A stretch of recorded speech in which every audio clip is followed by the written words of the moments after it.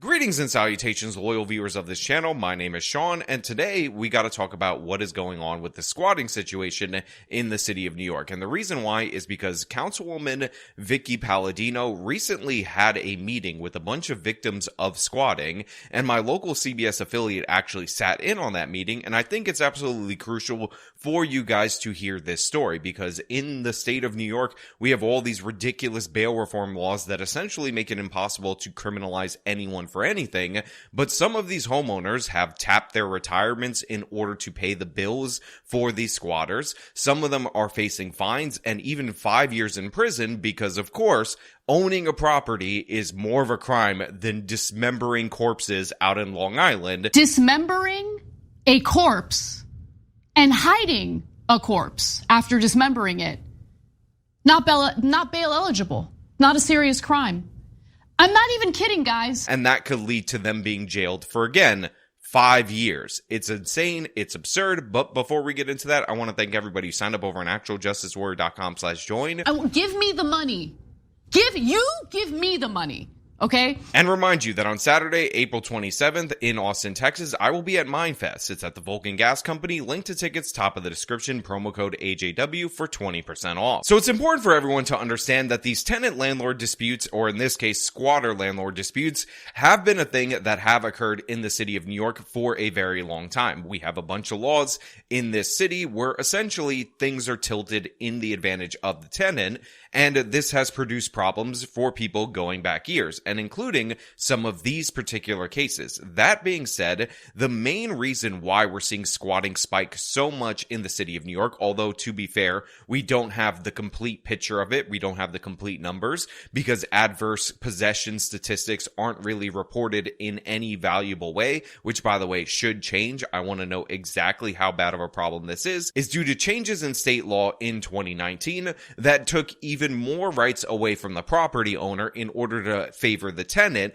which of course inadvertently end up favoring these illegal squatters, these thieves. Let me explain that really quickly before we get into this particular segment. So there are two main tweaks to the law that occurred in 2019, the same year that they passed bail reform law, of course a horrible year for laws, that handcuffed legal property owners when they try to reclaim their turf. The New York Real Property Actions Proceedings Law 711 was amended to say that occupants of a dwelling or housing accommodation can't be kicked out without a special proceeding, in quotes. In addition to that, a new law was passed that stated that anyone establishing squatters' rights can't be removed without resorting to a lawsuit filed in the local courthouse. Now, there are also additional issues with New York City in particular, in that your squatters' rights end up kicking in just 30 days. How many months have to elapse? So right now, 30 days after you live in a residence, you'll receive tenancy rights, which is a ridiculously short period of time,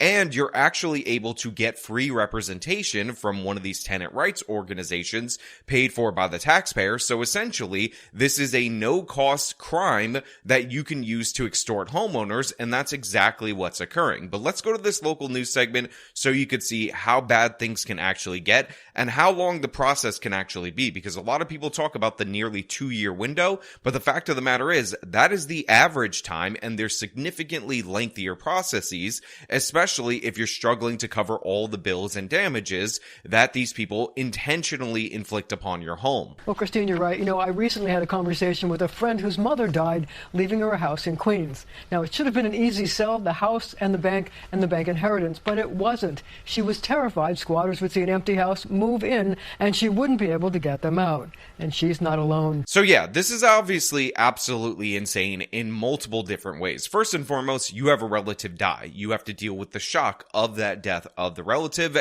and you happen to find yourself in possession of their home. Nice inheritance for you, but within that 30-day period after they die, when you're doing the funeral arrangements and all these other different things are on your mind, you have to also basically guard your home from intruders that will move in, take possession of said property, start destroying the belongings in many of these cases of your dead relative, because the laws are so ridiculous that they don't account for these kind of circumstances. And that's not even to mention the way less dramatic circumstances, which are very common in the city of New York, which is we have snowbirds, where people will go down to places like Florida during the winter months, for a couple of months and then come back and find that their property is being occupied by these criminals that are looking to extort them. A lot of problems end up occurring based solely on the fact that we have this 30-day window in the city of New York.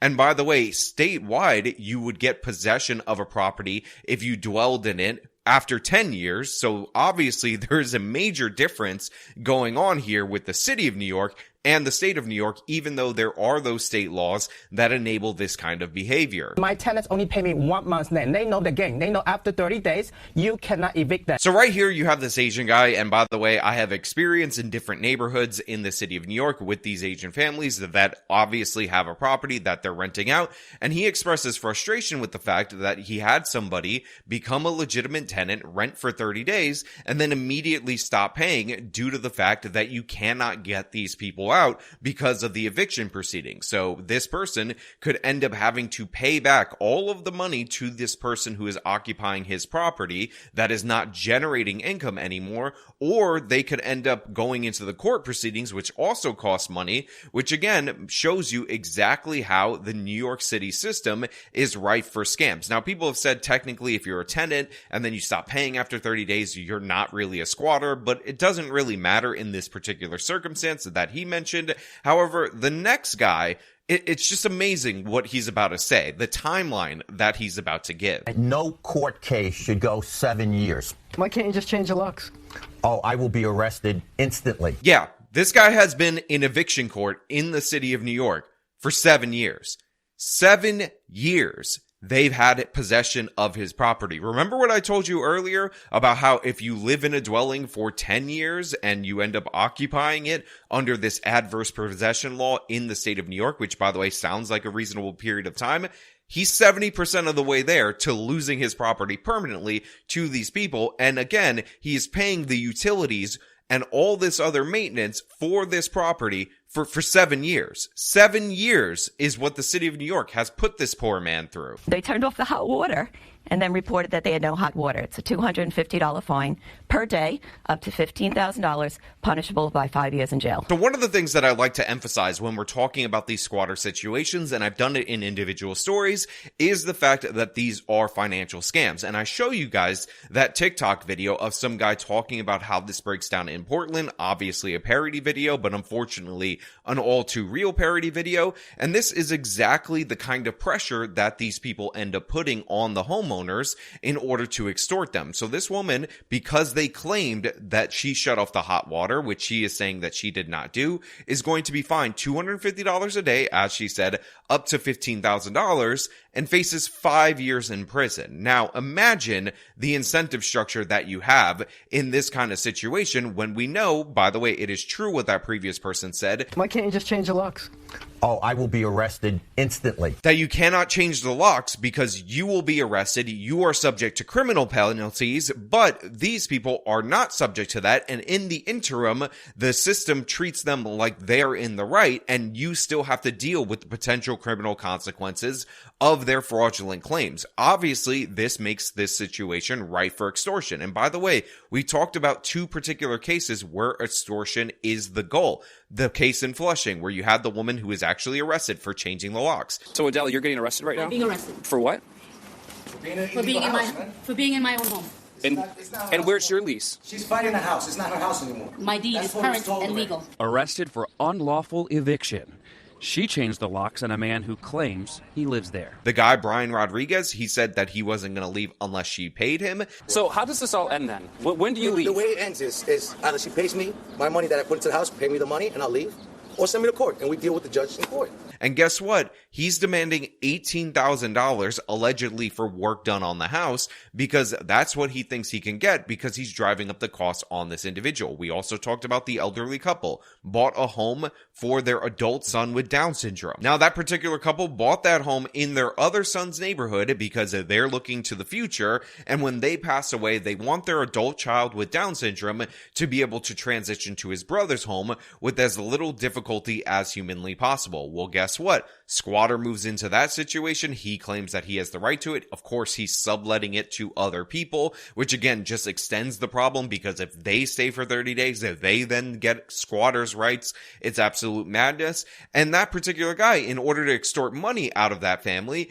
is opening all the windows, running the air conditioner, running the heat, and generating $2,500 electric bills. So that prevents everything from going forward. Meanwhile, they've been paying all the bills, leaving windows wide open 24 hours, including thousands of dollars in utilities. Now look, I will tell you, as somebody who is in the city of New York, as somebody who lives in a poorly insulated apartment, one of the downsides of moving to this new studio, and somebody who pays what I think is way too much for gas and electric, it is nowhere near, in any way, shape, or form, $2,500 a month. That is an absurd amount of money. But obviously, when you're in a situation where you can't cut off the utilities or anything like that, this is done to extort you in order to give them a settlement. That's what's going on in a bunch of these cases, and the city and state of New York have incentivized this behavior. But things are going to get a little bit worse as we go through, and you hear some of these other stories. So here you are. You have to pay the upkeep of the house. Right. And not getting any rent? I'm not getting any rent. I'm paying the gas and electric every month. 4 stories repeated over and over and over again by irate and often unwitting property owners. So this elderly man's story actually breaks my heart as we're going through it, because he bought this property in order to have some additional income in his retirement. He actually has a pension, but unfortunately, since this property is not generating income, and like we said, they're incentivized to run up the costs, he's actually losing his pension, blowing through it in order to pay the bills for these thieves that took his home. So this old man is going to be driven into poverty, end up dependent on Social Security, because he wanted to diversify his retirement, and the city of New York said, oh, you own property? Well, guess what? You have no rights. Squatters have superseding rights, so good luck to you. Worry lines marking their faces, who came to see Councilwoman Vicky Palladino's office desperately seeking help. Hong Chen has spent thousands trying unsuccessfully to get the squatters out of this home in Maspeth.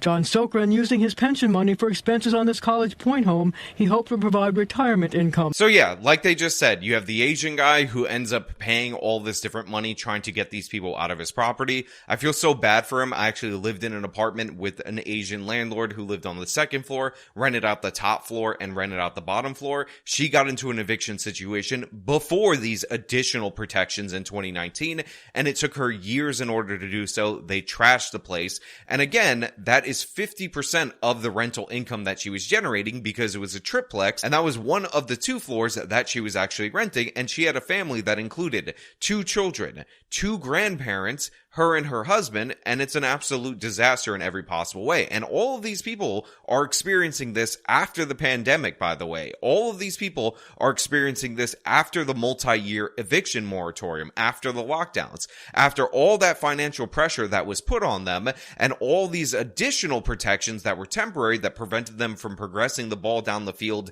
in any possible way. And all of that time accumulated goes to support the case of these criminal squatters, rather than the legitimate property owner. It's an absolute disaster. And again, this third woman also really upset me. I'm going to play some of this for you, just so you know how badly she is now in debt. And Susan Mascara, who has used up her savings paying for 7 years of upkeep on this Bayside home she inherited from her mother. I'm in debt. My credit cards are pretty much maxed out. Some of them make me cry. All I want to do is make things better. Look, I understand why these stories in their full context can make somebody cry when they're hearing them. This woman inherited a home from her dead mother 7 years ago. She's in a crazy case, and she's going into significant debt, credit card debt, all kinds of debt in order to compensate it. She's on the cusp of declaring bankruptcy, and by the way, being jailed and being fined by the city of New York due to the fact that these criminals have significantly more rights than her. Councilwoman Vicky Palladino says part of the solution is to change the law, which allows people to claim squatters' rights after living in a place for 30 days. She wants it changed to 180 days. They own the property and they have no rights. Squatter rights? Oxymoron. Squatters have no rights. So first and foremost, New York Italians are going to New York Italian. That's what you expect from somebody like Vicky Palladino. But I just want to point out for everybody out there in the audience that they're not proposing any crazy restriction or anything like that. 180 days is not that lengthy of a period of time, but considering the backlog in the court system right now, and considering the fact that it's just 30 days and it consistently keeps getting re-added to the backlog, this would probably do something at least to get them to sort through the cases that they had, and it's not unreasonable in any way. And this bill, in my opinion, actually has a very little chance of passing in the New York City City Council, because they think if you own a property, you're a scumbag, you're a dirtbag, God forbid you're actually a small landlord trying to make any revenue, so it sucks to suck and you have to deal with this. And by the way, the 180-day period would not actually address almost any of the cases that we're talking about. We have a guy who's in there for 7 years fighting against these illegal tenants, 7 years fighting against these squatters, and he's totally screwed over. And by the time that law passes and takes effect, even the Asian guy who said he's been fighting them since after the 30-day period would be totally screwed over. It's absolute madness. However, there is in fact a state law that is requiring some level of documentation that is currently being proposed. I want to go to that in a second, but just to give you some of the absurdity of the situation that's going on, there's another home story that's not being featured in this particular story, likely because it's just outside of Victoria Palladino's district. And the reason I want to highlight this is that their proof of evidence that worked, that actually ended up getting the cops to not arrest them, was an Uber Eats receipt from Shake Shack. So yeah, as reported by the New York Post, last week a pair of squatters at a Jamaica duplex sued the legal owners of a $930,000 home, claiming that they were locked out despite establishing tenancy, and included in their proof was a Shake Shack receipt. They ordered Shake Shack. They claim that spending $25.27 is evidence of tenancy. Just think about how absurd that is. Now, luckily, when the judge actually examined this case, he threw it out because they're suing for money. Their only evidence of legal residency to this place is a Shake Shack receipt for $25, as if you can't order food to a property that you have no legal right to stay in. And that actually was something that was put forward. You know, we hear about all this sophisticated, oh, we made a fake lease, we mailed it to ourselves, and let's get the documentation and trick somebody into maybe even notarizing a piece of paper, or you're scamming an elderly person to write a carve out in their will in order to have you stay in the property, and all these different other elaborate methods. But in reality, it doesn't take any of that. Like we talked about in that case where the homeowner was arrested for changing the locks, the guy didn't have a lease. And in this particular case, they presented a Shake Shack receipt as evidence that they ordered Shake Shack via Uber Eats, and that is considered a legally binding contract between a landlord and a tenant, and deprived a homeowner of a $930,000 duplex. That's what we're dealing with in the city of New York. That is the absurdity that we actually have to engage with in the most populated city, one of the most historical cities in the United States of America, financial capital of the world, a Shake Shack receipt. Squatters terrified this woman who lived next door to this white stone home, a home they took possession of. 7:30 in the morning, there'd be people on the front lawn drinking beer, smoking pot, different cars from different states showing up, and then license plates being swapped. It was frightening. So look, not that it matters, because if you steal a property and you're driving a homeowner or a property owner into significant debt and all of that, I have no sympathy for you, but I can double up on the lack of sympathy for you when I also find out that you're terrifying the old ladies in the neighborhood, you're drinking in public, you're causing all kinds of additional disturbances, because that's not the way that it should be. And what's crazy about that is when you call the police, when you complain about the litter and all the debris and whatnot, and you think you're gonna stick it to those squatters, the homeowner pays for the fines. The homeowner pays for the fines. You know why? Because they got Shake Shack receipts. Shake Shack. They ordered a double and a milkshake. They got that peanut butter one, and that's a legal document in the city of New York. Well, the migrant squatters just arrested in the Bronx is the very latest twist in the saga of property owners versus alleged illegal tenants in New York. But now some lawmakers in Albany say they want the state to do more to protect landlords and then close loopholes favoring occupants who refuse to leave. So like I said earlier, we recently have this situation where these illegal migrant squatters, these people defrauding the asylum system, were also stealing a property from a woman in the Bronx living in a basement of property. And the only reason that got broken up is not because New York has sensible laws. It's because the feds broke it up because these guys were likely members of a gang. They were loaded up with weapons. And remember, if the NYPD would have initiated the arrest, statewide bail reform law would have kicked in. And if the homeowner dareth even look at the damage that they caused, which by the way was significant, it is definitely a mess, then that person would have been subject to fines and fees and whatnot. In fact, the NYPD would have had to go out there and say, well, according to state law, we have to verify whether or not you spent a little bit over $20 on Shake Shack in the past 25 years, and that will determine whether or not you have the God tier rights. But of course, these people were also migrants, so they got the God tier rights there. So essentially they have super God tier rights, if that makes sense, because the laws don't apply to migrants. They get to break whatever rules and be funded by the taxpayer, and they also don't apply to squatters. So migrant squatters they basically rule over all of us. I don't know why the feds didn't just bow down to them, because that's the way our city has to operate for some ungodly reason.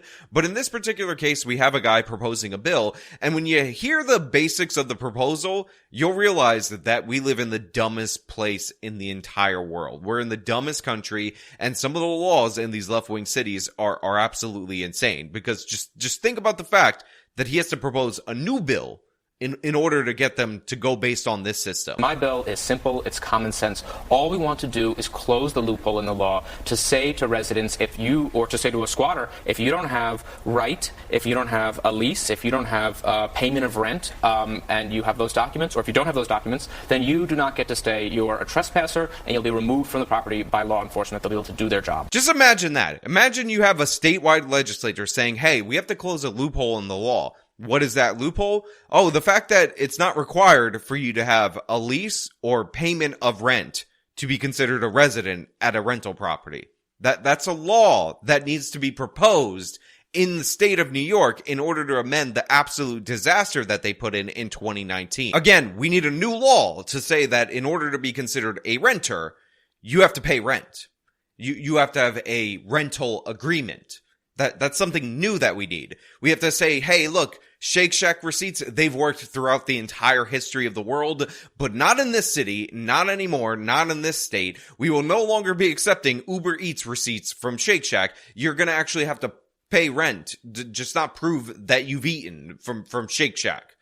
Crazy. I don't even know what else to say about these particular stories, but yeah, I want to know what you guys think. If you like this video, show them by leaving a like, subscribe for more content, follow me on my social medias, support me via support links in the description of this video. This has been me talking about the asinine situation in the city of New York yet again. Till next time.